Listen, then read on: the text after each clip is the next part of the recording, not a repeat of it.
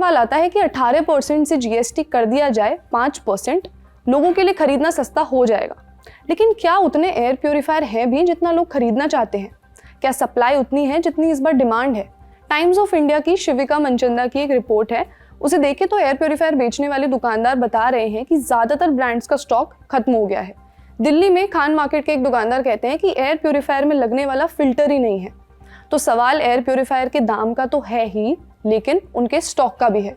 नोएडा के सेक्टर 18 में एक सेल्समैन ने बताया कि अक्टूबर-नवंबर में रोज 25 से 30 यूनिट बिक रहे थे। अब सिर्फ 2-3 ब्रांड्स के स्टॉक बचे हैं और रोज लगभग 10 ही एयर प्योरीफायर बिक रहे हैं।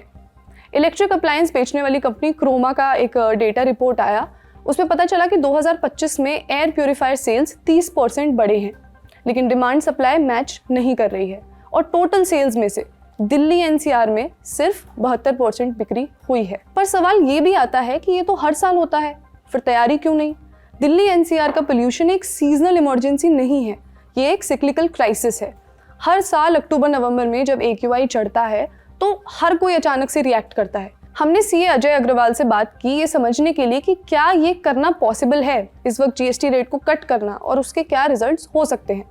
उन्होंने बताया कि अगर सरकार तुरंत ये फैसला ले लेती है कि जीएसटी 5% कर दिया जाए तो खरीदने वालों के लिए तो सस्ता हो जाएगा, लेकिन बाजार में डिमांड पूरी हो जाएगी ऐसा ज़रूरी नहीं है। और इसके साथ मुश्किल आ सकती है इनपुट टैक्स क्रेडिट की।